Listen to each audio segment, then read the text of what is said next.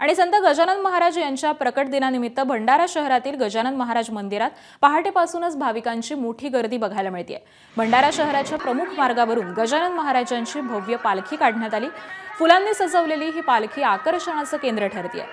तर ज्या मार्गावरून पालखी जाणार होती तिथे भव्य रांगोळी देखील काढण्यात आली। प्रकट दिनानिमित्त मंदिरामध्ये महाप्रसाद आणि विविध धार्मिक कार्यक्रमांचे देखील आयोजन हे करण्यात आले।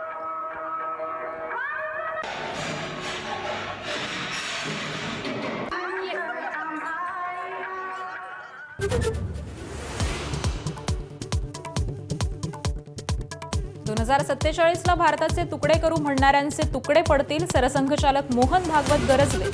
2047 ला अखंड भारत होईल अशी स्वप्न पहा असा सल्ला।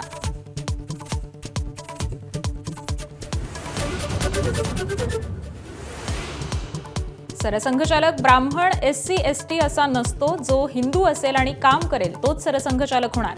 मोहन भागवत यांचं मोठं विधान। तर मोहन भागवतांच्या व्याख्यानाचा आजचा दुसरा दिवस।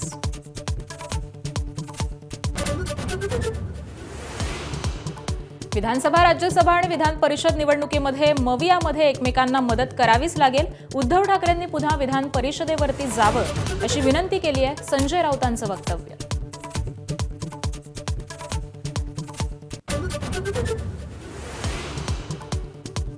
अजितदादांच्या निधनानंतर बारामती तालुक्यात निच्चांकी मतदान। काल फक्त 54% मतदारांनी केलं मतदान। पुणे जिल्ह्यात सरासरी 69% मतदान।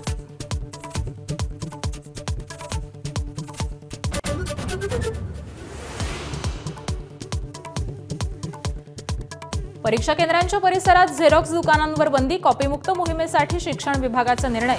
केंद्राच्या 500 मीटर परिसरामध्ये पोलिसांच्या मदतीने झेरॉक्स दुकानं बंद ठेवली जाणार।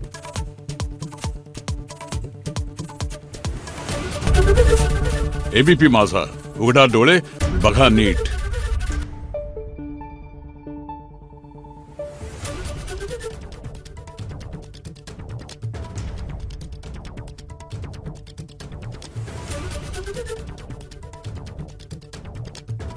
Thank you.